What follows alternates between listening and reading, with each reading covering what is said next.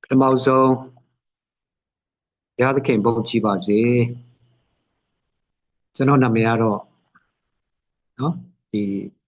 စောမြတ်ကျူးပေါ့ကြာစောမြတ်ကျူးလို့ခေါ်ပါတယ်လက်ရှိနေတာကတော့လက်ကူးမြို့နယ်ငါးစုတောင်ရွာမှာပေါ့နော်ဒီတိုင်းပါပဲလို့ဆိုတော့ကျွန်တော်ဒီမှာ ministry ရှိပါတယ်နော်ဒါနောက်မိသားစုရှိပါတယ်သားသမီး၄ယောက်ရှိပါတယ်အဲ့တော့သမီးတစ်ယောက်ကတော့ကျန်တဲ့ကြောင်းတတိယနှစ်တက်နေတာပေါ့နော်သားငယ်တစ်ယောက်ကတော့ဆရာတစ်ယောက်စီမှာသူနာပြုအကူသင်တန်းတက်ပြီးတော့ဆက်ပြီးတော့ပေါ့နော်ဒီဆရာကခေါ်ထားပြီးတော့ follow up လုပ်ပေးနေပါတယ်လို့ကျန်တဲ့နှစ်ယောက်ကတော့ကျောင်းနေတုန်းပါပဲနော်ဆိုတော့အဲ့လောက်လေးတော့ကျွန်တော်ကျောင်းလေးတော့အဲ့လောက်လေးတော့ပိတ်ဆက်ပေးခြင်းပါတယ်လို့ဆိုတော့ပထမဆုံးနော်ဒီဖိတ်ခေါ်ပေးတဲ့ဒီကပေါင်းမအားလုံးအသင်းတော်ကျိုးပဲကျေးဇူးတင်ပါတယ်လို့ဆိုတော့ကျွန်တော်တို့နှုတ်ကပတ်တော်ပဲသွားရအောင်နော်ဆိုတော့ဒီနေ့အကြောင်းအရာလေးနှစ်ခုကိုကျွန်တော်ပြောပြပေးချင်ပါတယ်နော်တစ်ခုကတော့ဖယားသခင်ကကျွန်တော်တို့ကိုအသုံးပြုပြီးတော့သူအလုံးလုံးတယ်ဆိုတဲ့အကြောင်းကိုကျွန်တော်ပြောပြပေးမယ်နောက်တစ်ခုနောက်ဆုံးတစ်ခုအနေနဲ့ကတော့အဲ့ဒါလို့ကျွန်တော်တို့အလုံးလုံးနေတဲ့အခါမှာကျွန်တော်တို့ဘာကိုကြည့်ရမလဲကြည့်ရမယ့်အရာရှိတယ်တော့အဲ့ဒီနှစ်ချက်ကလေးကိုကျွန်တော်ပြောပြပေးပါမယ်လို့ဆိုတော့ယောဟန်ခရစ်ယာန်ခန်းကြီး9:19မှာကျွန်တော်သခင်ကပြောလဲဆိုတော့ငါခမည်းတော်သည်ယခုတိုင်အောင်အလုံးလုံးတော်မူသည်ဖြစ်၍ငါသည်လည်းလုပ်၏တဲ့ဆိုတော့ဘာတွေ့ရလဲဆိုတော့ခမည်းတော်အလုံးလုံးတယ်နော်နောက်ဘသူလဲလုပ်နေတယ်လဲဆိုတော့သားတော်ဖရာလဲလုပ်နေတာဆိုတာကိုဒီမှာကျွန်တော်တို့တွေ့ရပါတယ်နော်ဆိုတော့ဟုတ်ပြီနော်တမန်ကျမ်းစာထဲမှာကျွန်တော်ကြည့်တဲ့အခါမှာတချို့ကျမ်းချက်လေးနဲ့နော်ကျမ်းစာမှာဖြစ်သွားတဲ့အဖြစ်အပျက်လေးတွေကစန့်ကျင်ဘက်လေးတွေလို့ကျွန်တော်တို့တွေ့ရတယ်ဥပမာဆိုရင်ဟေဘဲ9:29မှာလူသည်တစ်ခါတည်းသေ၍ထို့နောက်မှတရားစင်တော်မူခြင်းကိုခံရသကဲ့သို့လို့ဖော်ပြထားတယ်လူကတစ်ခါတည်းပဲသေမယ်တဲ့ဒါပေမဲ့တမန်ကျမ်းစာထဲမှာကျွန်တော်ကြည့်တဲ့အခါမှာနှစ်ခါသေတဲ့လူတွေရှိတယ်နော်နှစ်ခါသေတဲ့သူတွေရှိတယ်ဆိုတော့ဟုတ်ပြီနော်အခုဒီနေ့ကျွန်တော်ပြောမယ်ဒီနှစ်ခါသေတဲ့ပြောချင်တာတစ်ခါသေသွားပြီနောက်ပြန်ပြီးတော့ထမြောက်လာတယ်နောက်ပိုင်းပြန်သေသွားတာပေါ့ဗျာနော်ဆိုတော့အဲ့ဒီလူရဲ့နော်အဖြစ်ပြက်လေးကိုကျွန်တော်ဘာမှတွေ့ရလဲဆိုတော့ဓမ္မဟောင်းမှာနော်ဒီ400အခန်းကြီး73-21မှာကျွန်တော်ကြည့်မယ်ဆိုရင်နော်ဒီဣသလလူတချို့ဟာဆိုရင်အလောင်းကောင်တကြိုဖို့အတွက်လာတဲ့အချိန်မှာနော်လူရက်တက်တဲ့မောဘအုပ်စုတွေနဲ့တိုးလို့ဆိုပြီးတော့သူတို့ဘာလုပ်လဲဆိုတော့သူတို့ယူလာတဲ့အလောင်းကိုအေလိရှဲရဲ့သင်္ချိုင်းထဲမှာနော်ဒါပြစ်လိုက်တဲ့ထင်တယ်ထားလိုက်တဲ့ထင်တယ်ဆိုတော့အဲ့ဒီအချိန်မှာတမန်ကျမ်းစာမှာကျွန်တော်တို့ဘာဖော်ပြထားလဲဆိုတော့အေလိရှဲအယိုးတို့ကိုထိသောအခါအသက်ရှင်ပြန်သဖြင့်မတ်တထ၏နော်ဆိုတော့ဒီမှာကျွန်တော်ကြည့်တဲ့အခါမှာတခါတည်းသိရမှာလေဟုတ်တယ်မလားလောလောဆယ်ထစရာအကြောင်းမရှိဘူးနော်ထရမယ့်အချိန်ကနောက်ဆုံးသောထမြောက်ခြင်းမှာပဲထရမှာလေနော်ဒါပေမဲ့အခုပြန်ရှင်လာတာဒီမှာကျွန်တော်တို့တွေ့ရဆိုတော့ဘာကြောင့်လဲဘာကြောင့်ဒါဖြစ်ပျက်ခဲ့လဲဓမ္မဟောင်းမှာဒီအဖြစ်ပျက်လေးကိုကျွန်တော်တို့ကြည့်ဒီနေရာမှာကျွန်တော်တို့နှစ်ချက်ရှိပါတယ်တစ်ချက်ကပါလဲဆိုတော့ပရောဖက်အေလိရှေနောက်သူဆရာဖြစ်တဲ့အေလိယသူတို့နှစ်ယောက်ကိုဘုရားသခင်ကဒုက္ခဒုက္ခမှာဘာလုပ်နေလဲဆိုတော့ဘာလကိုးကွယ်မှုတွေကိုနော်ဖြတ်စည်းနေတဲ့အမြင့်ဖြတ်နေတဲ့သဘောပေါ့နော် ဣသလလူမျိုးတွေကလည်းဘာလာကဖျားလားထာဝရဖျားလားဆိုပြီးတော့အဲ့လိုမျိုးသူတို့ရှင်းရှင်းလင်းလင်းထာဝရဘုရားကိုမသိသေးဘူးဖြစ်နေတယ်ဒီဘာသာနှစ်ပါးဆက်ကြားမှာပဲရှိနေဒါကြောင့်မလို့အေလိယအားဖြင့်ဘုရားကအလုံးလုံးတယ်သူကိုယ်တိုင်ထာဝရအရှင်ဘုရားသခင်ဖြစ်တယ်ဆိုတာကိုအလုံးလုံးနေတယ်သူကဆိုတော့သူနောက်ဆုံးသူ့ရဲ့လက်ထောက်ဖြစ်တဲ့အေလိရှဲအားဖြင့်လည်းအလုံးလုံးတယ်ဆိုတော့300ခန်းကြီး19ငယ်15ငယ်18ထိကျွန်တော်ကြည့်တဲ့အခါမှာအေလိရှဲကိုအေလိယရဲ့အချိန်ကုန်သွားပြီဖြစ်တဲ့အတွက်ကြောင့်မလို့အေလိရှဲကိုရွေးကောက်ခဲ့တာပေါ့ရွေးကောက်ခဲ့တယ်ဆိုတော့ဖယားကအေလိယကိုခြီဆောင်မဲ့အချိန်မှာ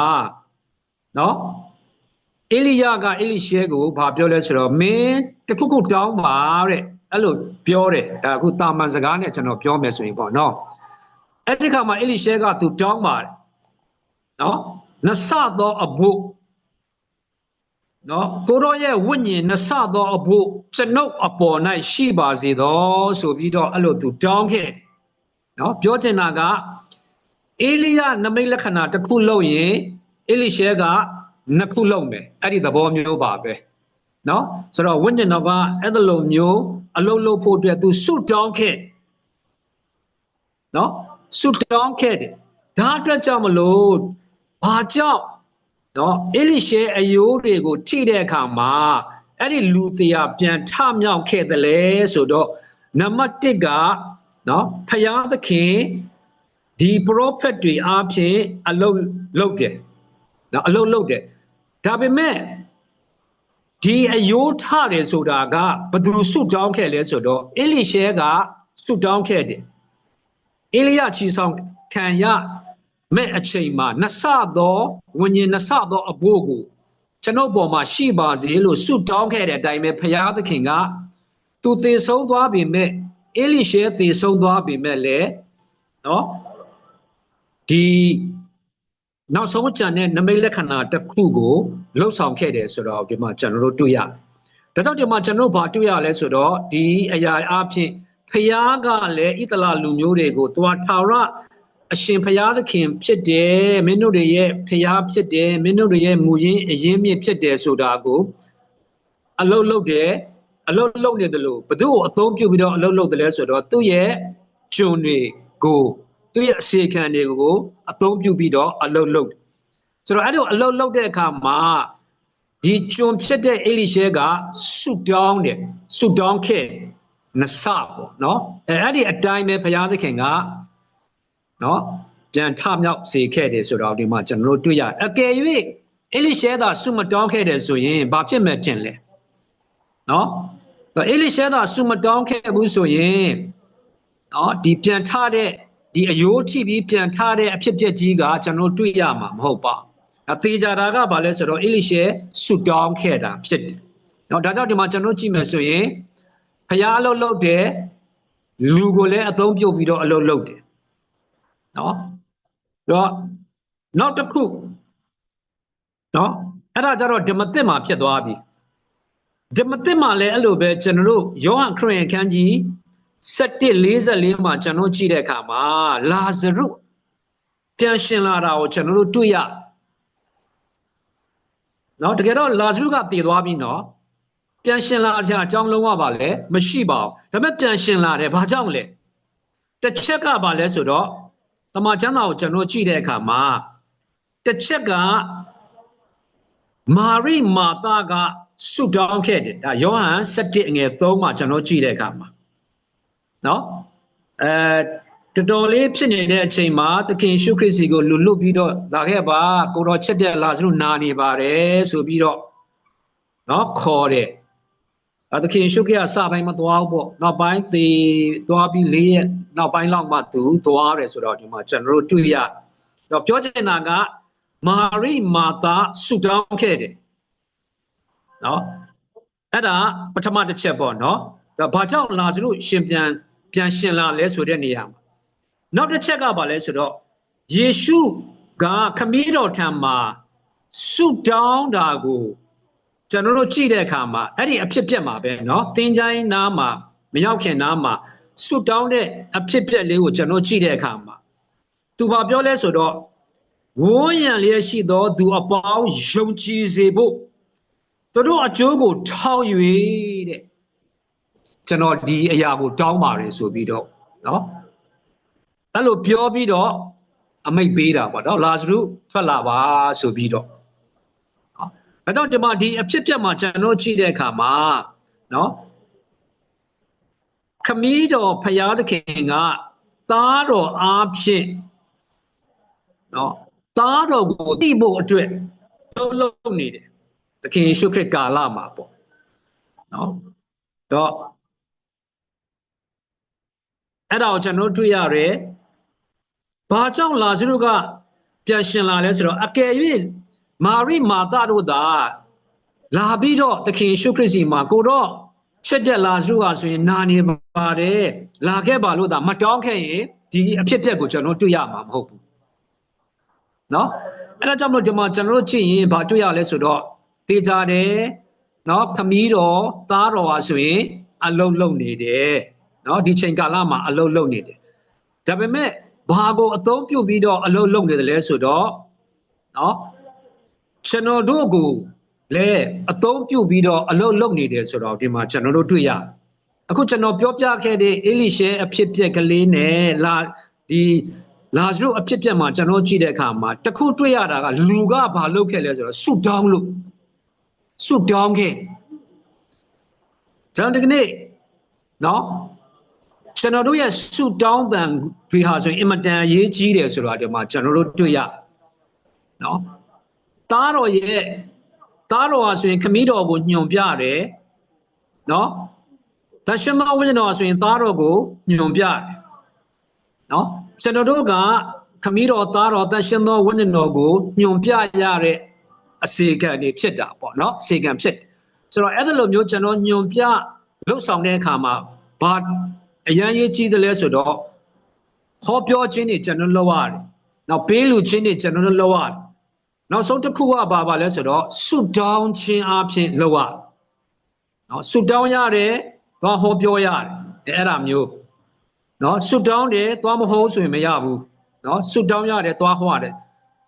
ဆိုလိုချင်တာကနော်ဖယားသခင်ကကျွန်တော်တို့အသုံးပြုပြီးတော့အလုပ်လုပ်တယ်ဆိုတာကိုကျွန်တော်ပြောပြပထမပိုင်းမှာပြောပြပေးတာပဲဖြစ်ပါနောက်ဆုံးတစ်ခုအနေနဲ့ပြောပြချင်တာကဘာလဲဆိုတော့ကျွန်တော်တို့အဲ့လိုမျိုးတွေလုံလာတဲ့အခါမှာအားရော့တဲ့အပိုင်းတွေရှိစိတ်အားရော့တဲ့အပိုင်းတွေရှိနော်ကျွန်တော်ဒီဆရာကြီးတယောက်ပြောတာကိုကြားဘူးပါတယ်စာတန်ပြီးရင်တဲ့ကြောက်စရာအကောင်းဆုံးအရာရှိတယ်တဲ့အဲ့ဒါကလူမှာအဲ့ဒါကဘာလဲဆိုတော့စိတ်ဓာတ်ကြခြင်းပဲတဲ့စိတ်ဓာတ်ကြသွားရင်မလွယ်ဘူးနော်လူကနော်ဒါကြောင့်ဗမာစကားပုံမှာဆိုရင်စိတ်ထောင်းရင်ကိုယ်တောင်ကြည်သွားတယ်နော်အဲ့ဒါမျိုးဆိုတော့စိတ်ဓာတ်ကြလို့မရဘူးဒါပေမဲ့ဒီအေလိယရဲ့တက်တာမှာအမျိုးသမီးတယောက်ကြောင့်သူအကြီးကျယ်စိတ်ဓာတ်ကြသွားတာရှိတယ်နော်ဖျားရှိတဲ့တောင်မှသူသွားရတဲ့အနေထားနော်အဲ့လိုအနေထားမျိုးတွေသူရောက်ခဲ့ရတယ်စိတ်ဓာတ်ကြတာကိုပြောတာဆိုတော့စိတ်ဓာတ်ကြတတ်တဲ့ကျွန်တော်တို့တွေရဲ့အသက်တာမှာဘာအရန်ရေးကြီးလဲဆိုတော့ကြည့်ဖို့ရေးကြီးတယ်နော်အဲ့ဒါကိုကျွန်တော်ဘယ်ကျမ်းပိုက်ကအဖြစ်ပြက်ကနေပြီးတော့ပြောပြပေးချင်လဲဆိုတော့ယောရှုမတ်စာအခန်းကြီး4အငယ်16ကနေပြီးတော့24ပေါ့နော်အထူးသဖြင့်နော်ဒါယောရှု4တစ်ခုလုံးဖတ်ရမယ်နော်ဖတ်တဲ့နာပေါ့နော်နောက်ပြီးတော့သူ့ကျမ်းပြိုင်လေးကတရားဒီသူ့ဖြစ်ပြက်လေးကတရားသူကြီးမတ်စာအခန်းကြီး3ကနေပြီးတော့နော်တစ်ခုလုံးကိုဖတ်တဲ့နာပေါ့နော်ဆိုတော့ယောရှု4:24မှာဆိုရင်ဘာတွေ့ရလဲဆိုတော့ဣသရေလလူမျိုးတွေယော်ဒန်မြစ်ကိုဖြတ်လာတဲ့အခါမှာယော်ဒန်မြစ်အလယ်မှာကြောက်တွေကိုဘုရားကထားခဲ့ခိုင်းတယ်နော်ထားခဲ့ခိုင်းတယ်နောက်ပြီးတော့အဲ့ဒီမြစ်အလယ်မှာရှိတဲ့ကြောက်တုံးတွေကိုပြန်ယူခိုင်းပြီးတော့ကမ်းနားအပေါ်မှာနော်ကြောက်တုံးတွေကိုပြန်ပြီးတော့သူစီထားခိုင်းတယ် ပြောချင်တာယော်ဒန်မြစ်ရဲ့အလယ်မှာလဲကြောက်တုံးတွေကိုထားတယ်လို့ယော်ဒန်မြစ်တဲကထုတ်တဲ့ကြောက်12လုံးကိုလည်းစိုက်ထူထားခိုင်းတယ်ဂိလဂါလအယက်မှာနော်ဆိုတော့စိုက်ထူခိုင်းတယ်အဓိပ္ပာယ်ကဘာလဲဘုရားသခင်ကဘာလုပ်တာလဲအဲ့ဒါအနာဂတ်ဣသလလူမျိုးတွေသူ့သားသမီးတွေဟာဆိုရင်နော်မေးလာတဲ့အခါမှာဘာလုပ်တာလဲဟိုယော်ဒန်မြစ်အလယ်ကကြောက်တုံးကြီးကြောက်အုပ်တွေကဘာပြောတာလဲလို့မေးတဲ့အခါမှာနော်ငါတို့ဘိုးဘေးတွေကအဲ့ဒီယော်ဒန်မြစ်လယ်မှာမြေကြီးပေါ်မှာချက်တော့နင်းပြီးတော့ရှောက်လာတာဘယ်ဘက်ညာဘက်မှာဘုရားသခင်ကမြစ်ရေကိုနော်ရပ်တန့်ခိုင်းတယ်အဲ့လိုမျိုးပြောဖို့အတွက်ဖြစ်တယ်နောက်တစ်ခုကနော်ဟိုအပေါ်မှာရှိတဲ့ကြောက်တုံးကြီး12တုံးကလည်းဘာကိုပြောတာလဲလို့မေးလာတဲ့အခါမှာနော်ထိုနည်း၎င်းမဲ့ငါတို့ယော်ဒန်မြစ်ကိုကူးတဲ့အခါမှာမြစ်ရေပြတ်သွားတယ်မြေပေါ်မှာရှောက်ပြီးတော့ငါတို့ကူးလာတယ်နော်အဲ့ဒီလိုမျိုးဖြစ်အောင်လုပ်ပေးတဲ့ပို့ဆောင်ပေးတဲ့သူကတကူးကြီးတဲ့ဘုရားသခင်ဖြစ်တယ်ဆိုတာကိုသားမြေးတွေကယုံကြည်ကြောက်ရွံ့ဖို့အတွက်မလုပ်ရလဲဆိုတော့အဲ့ဒီဂိလဂါလမြို့နားမှာရှိတဲ့ကြောက်တုံးတွေကိုကြောက်တိုင်ခေါ်တာပေါ့နော်အဲ့ဒါတွေကိုဘုရားသခင်ကလှုပ်ခိုင်းထားတယ်ဆိုတော့ဟုတ်ပြီနော်တရားသူကြီး36မှာရောက်လာတဲ့အခါကျတော့ကျွန်တော်ဘာတွေ့ရလဲဆိုတော့နော်မောဘဘယင်နော်သူကဣသလလူမျိုးတွေကိုနိုင်သွားပြီးဧဂလုံခေါ်တာပေါ့မောဘဘယင်နာမည်ကဧဂလုံနော်ဆိုတော့သူကအာမလက်နဲ့သူကပေါင်းပြီးတော့နော်သူအရင်တော့မောရှေတို့နဲ့သိမ်းခဲ့တဲ့မောဘနေရာတွေသူကအကုန်ပြန်ယူလာပြီအခုလဲဣသလလူမျိုးတွေကိုသူကဘာလုပ်ထားလဲဆိုတော့လွမ်းမိုးထားပြီးတော့အခွန်ကောက်နေတယ်သူကဒါကြောင့်လို့ဣသလလူမျိုးတွေကသွားပြီးတော့ဧကလုံးမင်းစီမှာသွားပြီးတော့အခွန်တွေကိုသူတို့ကပေးရနော်ဆိုတော့ဒါပေမဲ့ဖယားသခင်ကအဲ့ဒီလိုမျိုးဖြစ်တဲ့အဖြစ်ပြက်ပေါ်မှာဣသလလူမျိုးတွေကလည်းဟစ်တဲ့အတွက်ကြောင့်မလို့တရားသူကြီးတယောက်ကိုပေါ်ထွန်းစေတယ်သူကတော့ဘယ်သူလဲဆိုတော့အေဟုဒလို့ခေါ်တယ်ဘယ်သံတယောက်ဖြစ်တာနော်ဆိုတော့ဗင်ဂျမင်လူမျိုးပေါ့ဆိုတော့သူ့တာဝန်ကဘာလုပ်ရမလဲဆိုတော့မောဘဘယင်နဲ့မောဘထာဝရဘုရားမကိုးကွယ်တဲ့မောဘလူမျိုးကိုတုတ်တင်ဖို့အတွက်စစ်တိုက်ပြီးတပ်ပစ်ဖို့အတွက်ဘုရားသခင်ကသူ့ရွေးကောက်ထားတာဒါကြောင့်မလို့ဘာလုပ်တယ်လဲဆိုတော့ဒီနေရာမှာအေဟုဒကတစ်ချိန်တစ်ခါမှာအခွန်သွားပြီးတော့ပေးတယ်နော်ပစ္စည်းတွေထမ်းလာတဲ့သူတွေရှိတယ်ပြန်သွားတယ်ပြန်လှုပ်လိုက်တယ်ပစ္စည်းထမ်းတဲ့သူတွေကိုလက်ဆောင်ဆက်ပြီးတဲ့အခါမှာနော်အခွန်ဆက်ပြီးတဲ့အခါမှာဒါပေမဲ့သူကဘာလုပ်တယ်လဲဆိုတော့အေဟုဒကဂိလဂါလမြို့နားမှာရှိတဲ့အဲ့ဒီကြောက်တိုင်နားကနေပြီးတော့ရောက်တဲ့အခါမှာနော်ပြန်လှည့်လာတယ်ဘာအဓိပ္ပာယ်လဲအဲ့ဒါဆိုတော့အေဟုဒလိုခေါင်းဆောင်တယောက်လဲသူလဲအားရော့တဲ့အချိန်ရှိမှာပဲလေနော်ကြောက်တဲ့အချိန်ရှိမှာပဲလေနော်ဒါပေမဲ့အဲ့ဒီကြောက်တိုင်အဲ့ဒီကြောက်12လုံးကိုသူကြည့်တဲ့အခါမှာသူပြန်တတိယလာမယ်သူပိုအားရှိလာမယ်စိတ်အားရှိလာသူပြန်မြင်သွားပြီးဖျားဘလောက်တကူကြီးတဲ့ဖျားသခင်ဖြစ်လေကြောက်မဲ့ဖွယ်ကောင်းတဲ့ဖျားသခင်ဖြစ်လေဆိုတာကိုသူစိတ်လုံးထဲမှာဒီကြောက်တွေကိုသူကြည့်ပြီးတော့ပြန်တတိယတော့သူဘာလို့လဲဆိုတော့တယောက်တည်းပြန်လာပြီးတော့ဒါကျွန်တော်တမန်ကျမ်းစာမှာဆက်ဖတ်တဲ့အတိုင်းပဲနော်ဘုရင်ကိုရှောက်เสียရှိပါတယ်ဆိုတော့ကဲအားလုံးနားထောင်ပါမဟုတ်ဘူးဘုရင်တယောက်တည်းကိုပဲရှောက်ပါမယ်ဆိုပြီးတော့ကျန်တဲ့လူတွေကိုထွက်ခိုင်းတယ်အဲ့ဒီချိန်မှာနော်ဧကလုံပြင်ကຫນွေနန်းဆောင်မှာသွားအေးစစ်စစ်ဟလာနားယူနေတဲ့အချိန်ဆိုတော့နော်အဲ့ဒီခါမှာတကားတွေပိတ်ထားတယ်တမန်ကျမ်းစာမှာကျွန်တော်ကြည့်တဲ့အခါမှာဘုရင်နဲ့ပတ်သက်တဲ့အနာကိုချင်းကပ်လာပြီးတော့ထာဝရဘုရားရဲ့အမိန့်တော်ကဘုရင်နဲ့ပတ်သက်ပြီးတော့ရှိပါတယ်လို့ပြောတဲ့အခါမှာချက်ချင်းပဲဧကလုံပြင်ကသူထားတဲ့အချိန်မှာပဲနော်အေဟုဒကသူ့ရဲ့ညာဘက်ပေါင်မှာထည့်ထားတဲ့တထောင်လောက်ရှိတဲ့တန်လျက်ကိုထုတ်ပြီးတော့ဘယ်ဘက်လက်နဲ့နော်ဧကလုံရဲ့ဝမ်းပိုက်ကိုတစ်ချက်တည်းပဲထိုးလိုက်တယ်တည်သွားတာပေါ့နော်နောက်ဆုံးအတူတူပြောမယ်ဆိုရင်ဂျန်နဲ့ဗင်ဂျမင်လူမျိုးတွေကိုဥဆောင်ပြီးတော့ဒီမောဘ လူတွေကိုတုတ်တင်ပယ်ရှင်းတာပေါ့နော်1000ကျော်လောက်တော့တည်ဆုံးပြီးတော့အဲ့ဒါလိုမျိုးနဲ့280ငြိမ်းချမ်းသွားတယ်ဆိုတော့ဒီမှာကျွန်တော်တို့တွေ့ရဒါကြောင့်ဒီမှာကျွန်တော်တို့ကြည့်တဲ့အခါမှာပြောပြချင်တာကဘာလဲဆိုတော့အေဟုဒရဲ့အသက်တာမှာအမှုတော်ကိုထာဝရဘုရားခန့်ထားတဲ့အမှုတော်ကိုလှုပ်ဆောင်နေရင်းနဲ့သူလည်းကြည့်ခဲ့ရတယ်ပြန်ကြည့်ရတယ်အာယူရတယ်နော်ဆိုတော့ယောရှုမတ်စာအခန်းကြီး1ကိုတွေမှာကျွန်တော်ကြည့်တဲ့အခါမှာလေဒီတိုင်းပါပဲဒီပုံသဏ္ဍာန်နဲ့အလားသဏ္ဍာန်လေးပါပဲဒီလောက်6သိန်း2000မကတဲ့နော်ဒါစစ်တိုက်တတ်တဲ့ဣသလလူမျိုးတွေပေါ့ယောရှုရဲ့လက်ထက်မှာကျွန်တော်ကျန်တာဟလာမိမတွေကြီးပဲတယောက်ချင်းစီတွေ့မယ်ခလေးတွေပဲ2ယောက်လောက်တွေ့မယ်ဆိုရင်နဲတာမဟုတ်ဣသလလူမျိုးဒုကြီးကနဲတာမဟုတ်ဘူးနော်မောရှေလည်းမရှိတော့ဘူးပထမ generation ကလည်းမရှိတော့ဘူးဒီဒုတိယ generation ကအဲ့လောက်ရှိတယ်ဆိုတော့ယောရှုရဲ့အသက်တာမှာဘလို့ပဲပြောနော်သူကအကုန်သိနေတာဟုတ်မောရှေနောက်လိုက်ပြီးတော့ပထမ generation ပထမမျိုးဆက်တွေရဲ့အဖြစ်ပြတ်တွေသူကအကုန်သိတော့နော်ဒုတိယ generation ကိုသူဥဆောင်တဲ့အခါမှာစိတ်အားလျော့မှာပေါ့စိတ်ပြတ်မိမဲ့အရာဒီလိုမျိုးများတွေ့ကြုံလာမလားမသိဘူးဒီလိုမျိုးများပုံကံအောင်မလားမသိဘူးဆိုပြီးတော့နောက်ပြီးတော့ရှေ့မှာရှိတဲ့ခါနန်ကလည်းဘလို့လူမျိုးတွေနော်ဟိုကိုယ့်ထက်ကြီးတဲ့ဟာတွေကြီးပဲ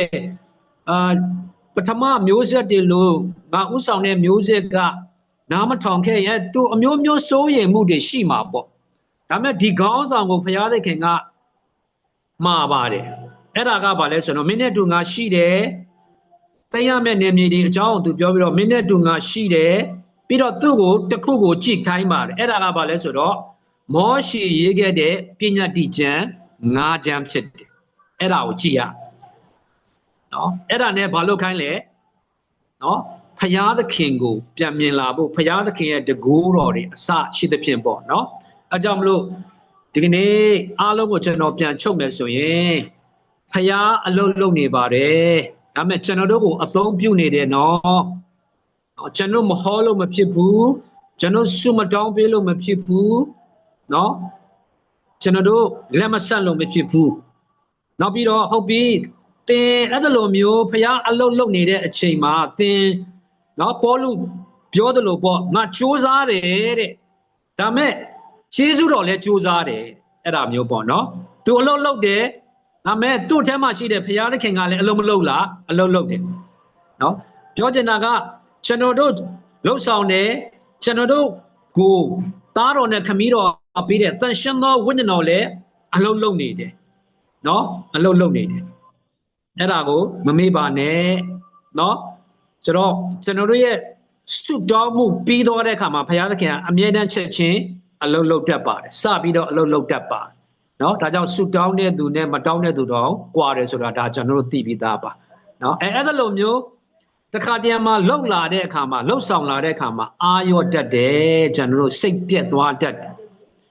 တချို့ဆိုရင်အသင်းတော်ကြီးကြီးကိုကြည့်တဲ့သူတွေရှိတယ်စိတ်ပြက်နေတဲ့သူတွေရှိတယ်နော်စိတ်ပြက်နေတဲ့ပါစတာတွေရှိတယ်အဲ့ဒါမျိုးတွေတချို့တော့ကျွန်တော်ကြားဘူးတယ်နော်ကို suicide လုပ်သွားတဲ့ဟာတောင်ရှိတယ်တဲ့ပါစတာတွေအဲ့ဒါမျိုးတွေနော်တချို့ကတော့ဒေမတို့လိုပေါ့ပြန်လှည့်သွားတာတွေအများကြီးရှိတယ်ပေါ့နော်ဆိုတော့ပြောပြချင်တာကပြန်ကြည့်ရမယ့်အရာတွေရှိတယ်ကျွန်တော်တို့ရှုထောက်ဘက်ကနေပြန်ကြည့်ရမယ့်အရာကရိုးရိုးလေးပါပဲကျွန်တော်တို့ကိုကြည့်ခိုင်းတဲ့သူကခမည်းတော်ကကျွန်တော်တို့ကိုကြည့်ခိုင်းတဲ့ဆိုတော့သားတော်ကိုပဲကြည့်ခိုင်းတာသားတော်ကိုကြည့်ရမယ်ဘာကြောင့်လဲဆိုတော့သားတော်ကခမည်းတော်ဘုရားသခင်ကဘာမြေကြီးမှာလွှတ်လိုက်တဲ့အခါမှာရှိတဲ့ပထမဦးဆုံးသားဖြစ်တယ်လို့သူ့ရဲ့နော်အင်မတန်သူဝမ်းမြောက်ပြီးတော့အင်မတန်သူနှစ်သက်တဲ့အစေခံဖြစ်တယ်နော်အဲ့ဒီသားတော်ကိုပဲကြည့်ရမယ်ဘာကြောင့်လဲဆိုတော့ဒီသားတော်ကိုယ်တိုင်ကဘသူကိုကြည့်ခဲ့လဲဆိုတော့ခမည်းတော်ကိုပဲကြည့်သားတော်ကိုယ်တိုင်ဟာဆိုရင်နော်ခမည်းတော်ပေးတဲ့တန်ရှင်သောဝိညာဉ်တော်ကိုပဲအမိပြုတယ်တို့သူပဲတော့မှအမိမပြုဘူးနော်သားတော်ဟာဆိုရင်သူ့ဘုံပဲသောအခါမှာသူမရှာဘူးသားတော်ဟာဆိုရင်ကောင်းကင်ကပေးမဲ့အရာပဲသူကကြည့်တယ်သူကလူပေးတဲ့အရာတွေကိုသူကလုံးဝပါလဲမကြည့်ဘူးနောက်သားတော်ဟာဆိုရင်ကျွန်တော်ကြည့်ရင် နော်ဒီအားနေတဲ့သူတွေဟလာ